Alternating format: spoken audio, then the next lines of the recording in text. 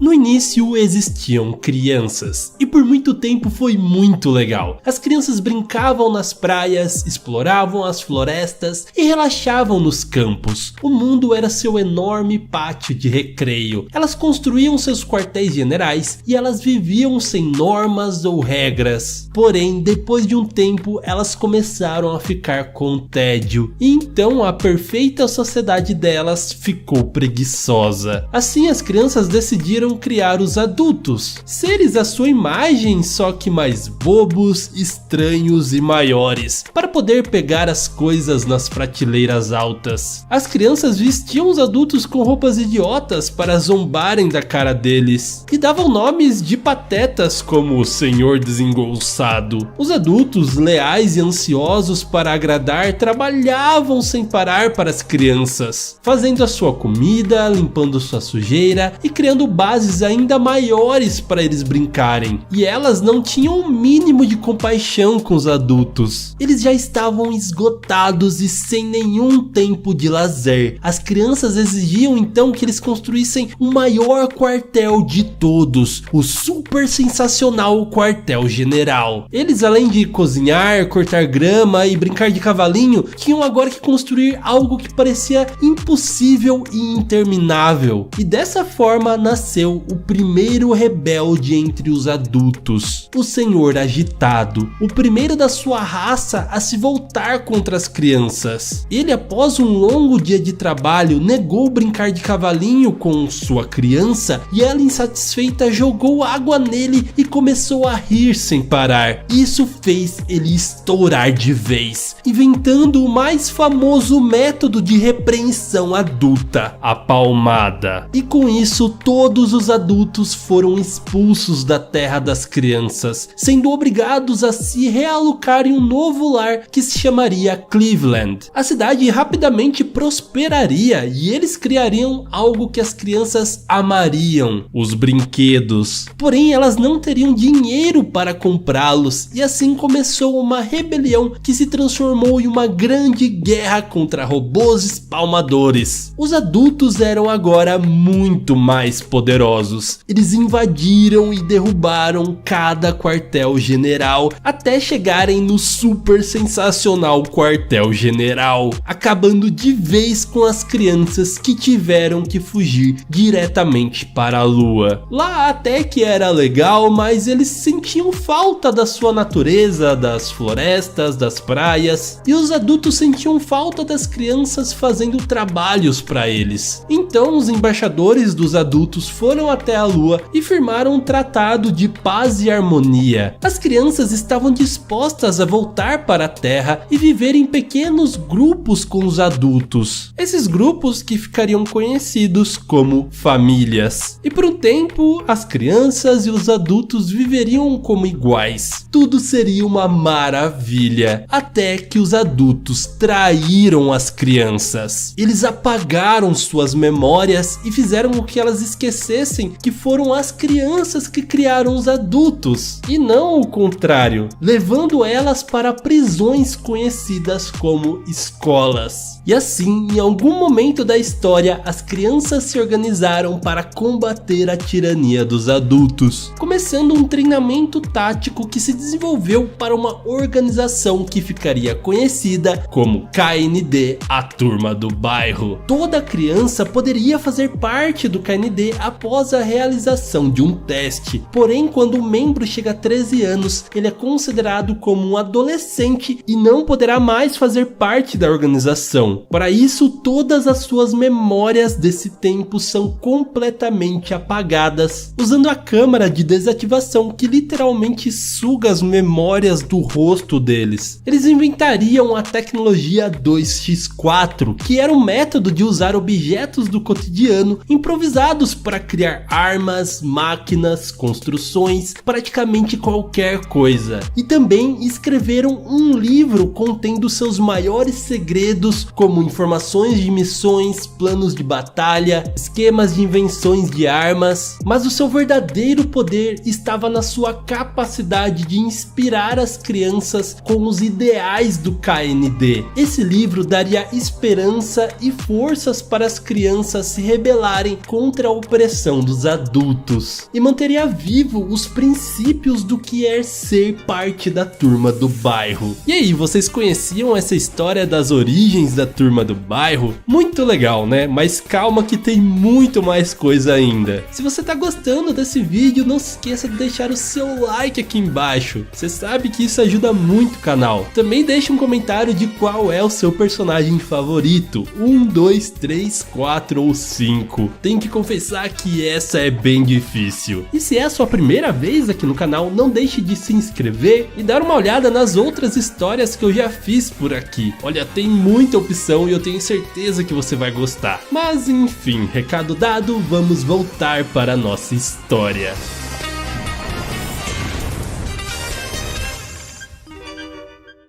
E assim passaram várias eras da turma do bairro, do qual a gente não sabe muito a história, até chegarmos no século XIX com a sexta era. E é muito bizarro porque nesse tempo não eram permitido meninas no KND, e ao mesmo tempo as vilãs eram mulheres. A maior vilã, conhecida como Mãe, morava com as trigêmeas irritantes e lindas na colina e fazia o bolo de aniversário mais gostoso do mundo que elas nunca dividiam. Mas finalmente, após anos de busca, a turma do bairro estava quase obtendo a receita desse bolo. Porém, a mãe já sabia do seu plano e montou uma armadilha fatal. A turma organizou uma batalha na colina que ficou conhecida como Alamode. E quando o número século XIX finalmente conseguiu colocar as mãos na suposta receita, a armadilha foi disparada. 5.000 agentes da turma do bairro foram completamente congelados nessa explosão de sorvete, e eles ficariam congelados por 10 longos anos. Então, quando eles voltaram, tecnicamente eles não podiam mais fazer parte da turma, e assim todos foram dispensados e tiveram as suas memórias apagadas. Apenas o número século XIX que permaneceu desaparecido desde então.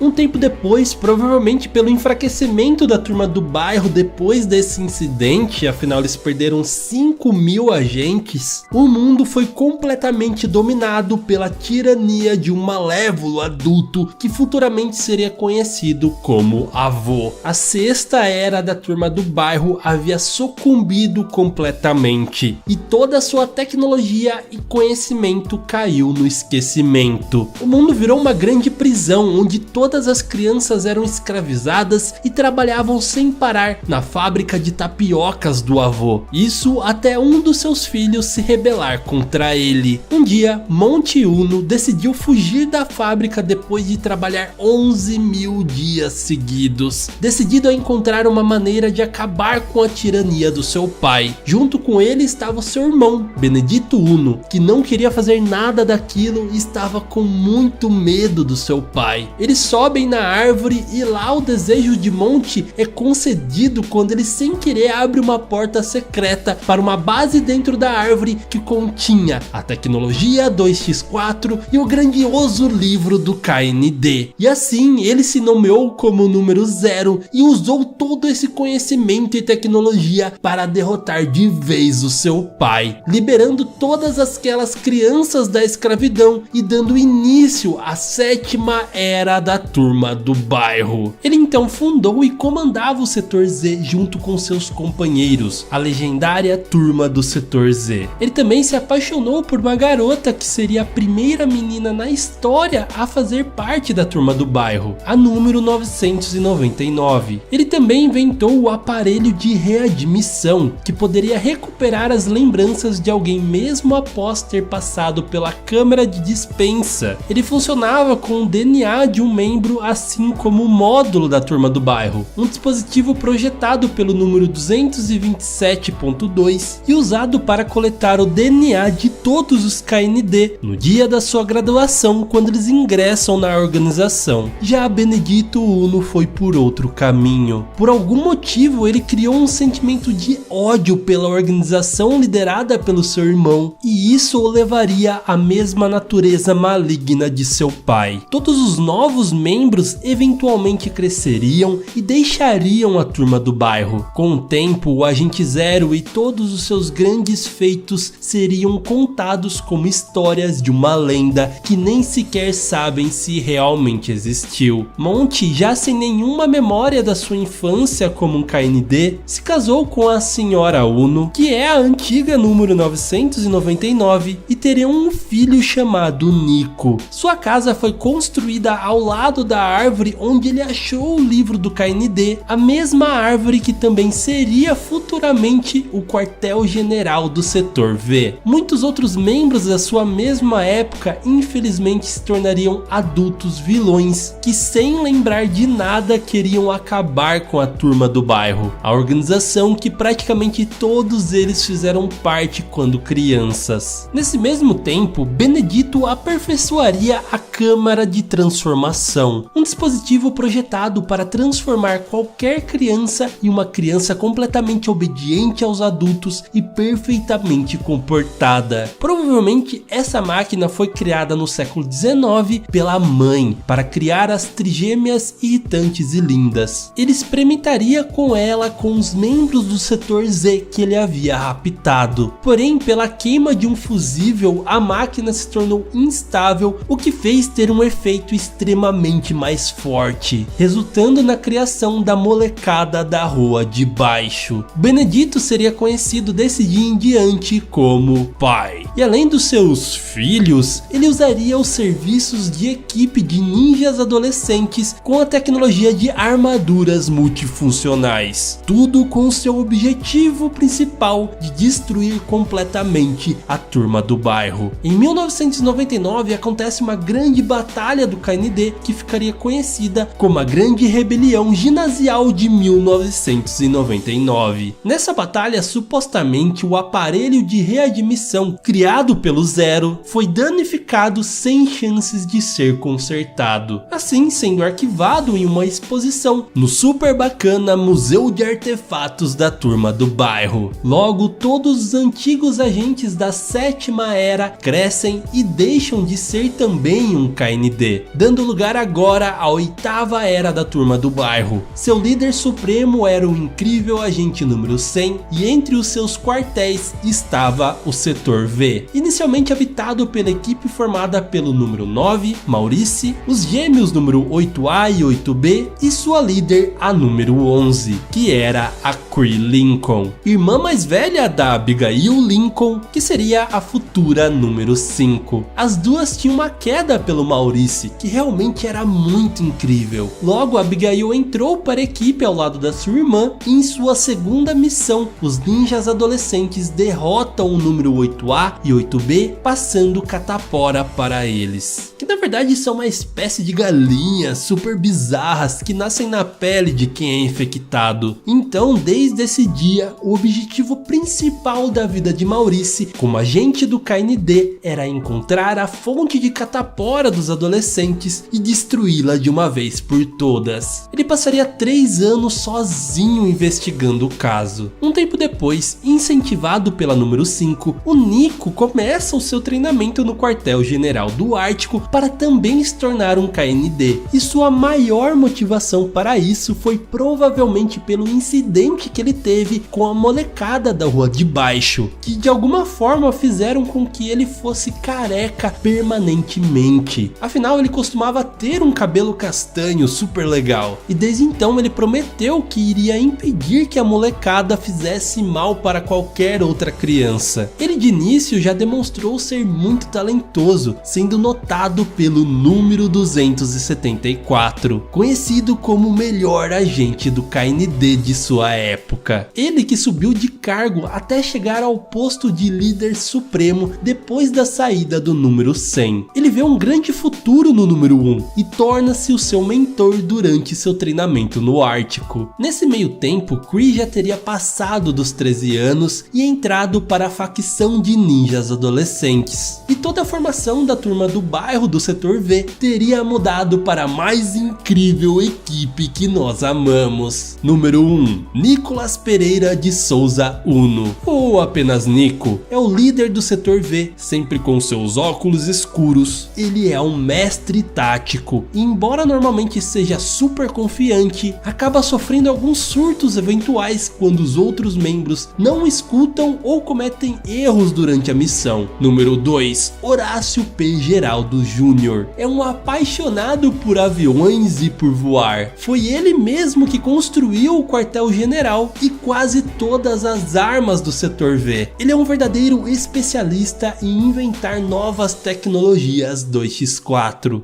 Apesar de bem engenhoso, ele é meio sem noção. Vive fazendo piadas sem graça nos momentos errados. Número 3. O Kibi no Komi, ou apenas Cookie. É a japinha fofa e enfermeira da turma. Sempre muito doce e gentil que chega a ser ingênua muitas vezes. Só que as raras vezes que ela fica brava, meu Deus, dá até medo. Ela ama festejar e, claro, os macacos coloridos, que é um verdadeiro vício em sua vida. Número 4. Maurício Melo. Especialista em artes marciais, é o mais forte da turma e também o menos inteligente entre eles. Ele sempre age por impulsão, o que acaba arruinando alguns planos por queimar a largada e querer resolver tudo na porrada. E finalmente, a número 5. Abigail Oliveira Lincoln. Uma espiã extremamente furtiva e competente, também muito forte. Ela é, depois do número 1, a pessoa com mais bom senso entre eles, coordenando a turma quando Nick está ausente. E eles juntos lutarão contra a tirania dos adultos, que não dariam nem um pouco de sossego para eles. Seria literalmente uma organização de vilões deles, com o objetivo específico de acabar com o Setor V. O líder dessa organização é o chefe, um empresário que organiza essas reuniões dos vilões para discutir planos e táticas contra a turma. Isso mesmo ele sendo pai e amando muito a número 86, uma operadora bem importante do KND. E junto com ele teria uma legião de vilões. O Sanitário, o Sr. Wink, Sr. Phoebs, Conde Palmada, o Grudento, os Sorveteiros, o Zé Dentão, o Professor Triplo Extra Largo, o Resfriado, a Vovó Comilona, a Velha Doida dos Gatos, a Mãe Bola, a Mega Mãe e o Papai Quebra Tudo, o Sr. B, o Sr. Mogul, o Golfista Fanático, o Robin Rango, a Diretora Margaret, entre outros muitos vilões com histórias extremamente criativas que esse desenho nos mostrou. Porém, os vilões mais impertinentes com certeza são a molecada da rua de baixo junto com o pai, que é também o inimigo mais poderoso dentre eles. Uma missão recorrente do Setor V é de todo ano buscar roubar o bolo de aniversário da molecada, pois elas se recusam a dividir seu delicioso bolo com as outras crianças. Então, em toda a temporada há um episódio com a Operação Bolo, para garantir que todas as crianças recebam uma fatia desse bolo maravilhoso. Eles sempre estão atrás de arruinar a turma do bairro e para isso usam todos os meios possíveis, com tecnologia, contratam adultos e, claro, a sua legião de ninjas adolescentes, que entre eles a mais forte e com certeza que dá mais trabalho para a turma é a própria Cree, a irmã mais velha da número 5. Um tempo depois, quando o Shed, o líder supremo da turma do bairro, iria completar 13 anos, ele decidiu invadir o mainframe da KND e alterar os seus registros de idade. Mas claro que isso não funcionou e ele se rebelou como um traidor, raptando o Tommy, que é o irmão mais novo do número 2, e desconectando o quartel-general da Lua para levá-lo diretamente ao Sol. A turma felizmente consegue parar os seus planos, só que infelizmente quando ele é desadmitido, ele acaba se juntando aos ninjas adolescentes junto com a Cree, e desde então ele seria um grande inimigo para a turma do bairro. E com a saída do Shed, a número 362 torna-se a nova líder suprema. Ela é a melhor amiga de longa data da número 86, que é a chefe do CDIA, Controle de Dispensa de Integrantes Adolescentes. Ela é rude, mal-humorada, mandona, teimosa e acima de tudo não gosta de meninos, mas mesmo assim é extremamente fiel à turma do bairro. Então, depois desse incidente, o número 1 incentiva o Tommy, que saiu muito bem contra o Shed, a fazer o treinamento no ar Ártico, para ele também se tornar um KND. E lá ele se junta a Sonya e ao Lee e começam o seu treinamento como cadetes. É incrível como eles sozinhos conseguem parar o plano do pai, que estava querendo roubar o módulo de código da turma do bairro, que coincidentemente estava agora no quartel-general do Ártico. Tudo isso para pouco tempo depois a número 12 conseguir roubá-lo sem muito esforço. Ela era sim uma KND, mas estava quase completando 13 anos. Então ela decidiu trair a turma. Afinal, logo ela estaria entre os adolescentes ninjas. Então por que não já trabalhar para eles? Entregando assim o módulo para a Kree e fugindo junto com eles. A sorte é que logo a turma do setor V consegue recuperar o módulo, porque o Tommy iria se graduar oficialmente como um KND e para isso ele precisaria dele. Assim ele tira sua catota com o seu DNA, coloca no módulo, tornando-se o agente número T. Não sei que não faz muito sentido, mas ele é o número T. O pai logo depois ataca a turma, convertendo todos eles em animais. Mas lá estava o Tommy novamente, que conseguiu salvar todo mundo mais uma vez. Só que infelizmente para isso ele teve que tirar o seu DNA do módulo. E ele tem um sistema de segurança que não permitiria nunca mais ele voltar a ser um operante da turma do bairro. Mas ele não se desanima, ele decidiu se tornar o Tommy, um justiceiro solitário. Nesse momento, 3 anos já haviam passado desde o início da busca de Maurice para destruir a fonte de catapora dos adolescentes. E ele infelizmente completaria 13 anos e teria que deixar a turma do bairro junto com a sua missão. Todo mundo estava muito triste, inclusive a número 86, que é um coração de pedra. Todos realmente amavam muito ele. O que ninguém sabia é que nesse dia ele não seria dispensado e seria um dos poucos agentes da história a continuar sendo um KND, mesmo depois de ter completado 13 anos. Ele agora era um agente disfarçado. Se juntaria aos adolescentes ninjas e a Kree apenas para conseguir sua confiança e terminar a sua missão gloriosamente. E a única que saberia que ele é um agente disfarçado é a número 5, que desde então teria ainda mais admiração por ele.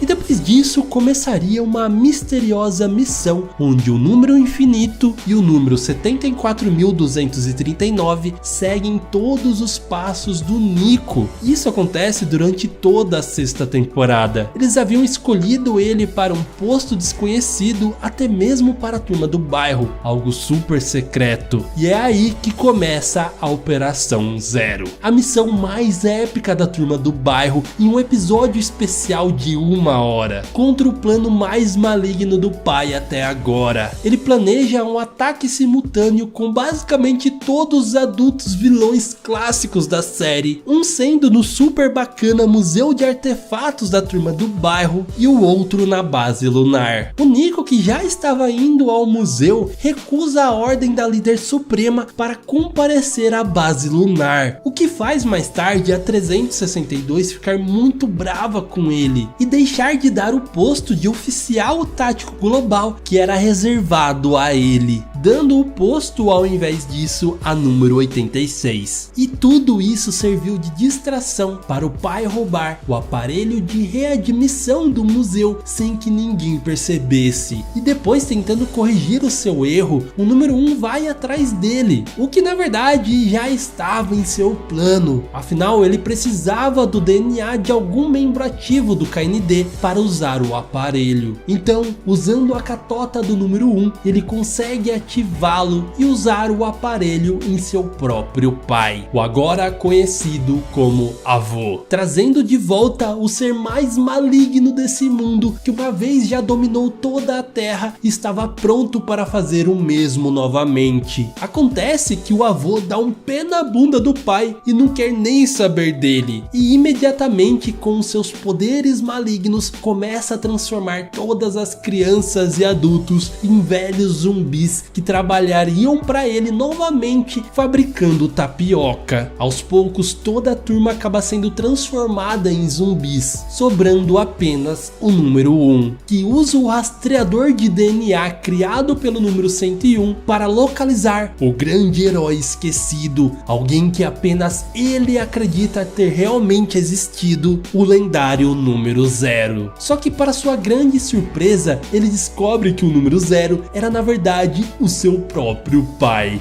Então ele usa o aparelho de readmissão para trazer todas as memórias a um dos maiores heróis da turma do bairro de todos os tempos. Ele mostra para o número 1 o livro do KND e diz que eles juntos vão escrever histórias incríveis nele naquele dia. E se isso não fosse o bastante, ele ainda descobre que o pai, o maior vilão que ele luta nos últimos anos, é na verdade o seu próprio tio. E que a molecada da rua de baixo são na verdade os agentes desaparecidos do setor Z. Eles então acabam juntando forças para derrotar o avô, que também na verdade é o próprio avô do Nico. E assim, no final, o seu pai, o número 0, acaba sacrificando todas as suas memórias novamente para acabar de uma vez com todos os planos do avô e salvar todo o mundo. Mas antes disso, ele arma para que o aparelho de readmissão fosse destruído e que ele jamais pudesse voltar a ter as suas memórias novamente, deixando uma mensagem para o Nico de que agora em diante a sua maior missão seria ser um bom pai para ele. Muito fofo, deixando seu legado e inspiração para toda a turma do bairro.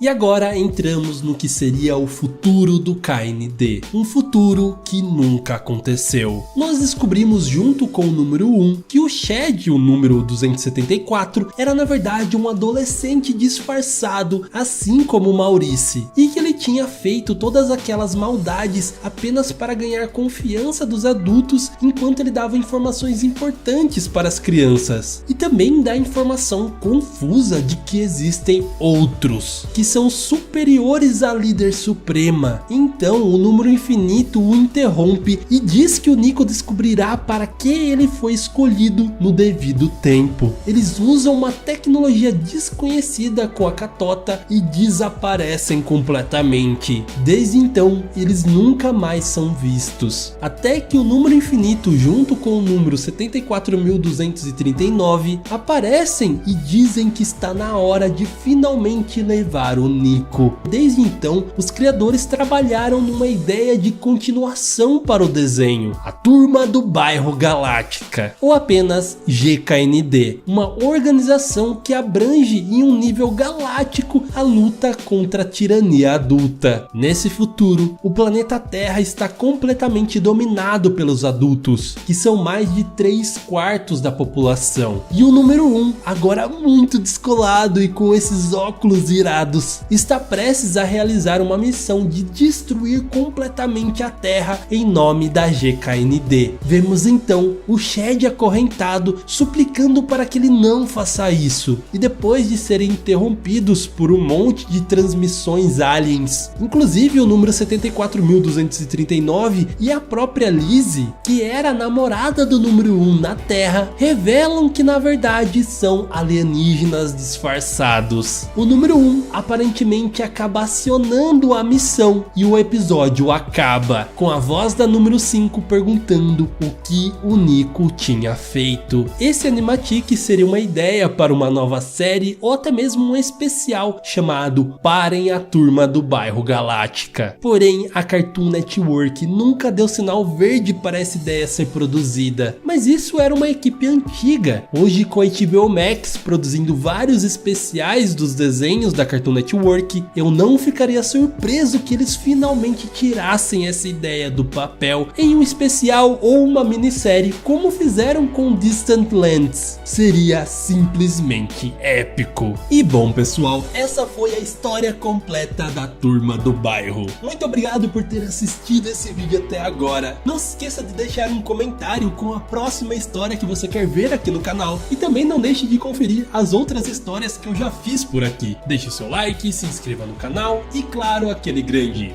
beijo no seu coração de melão e tchau!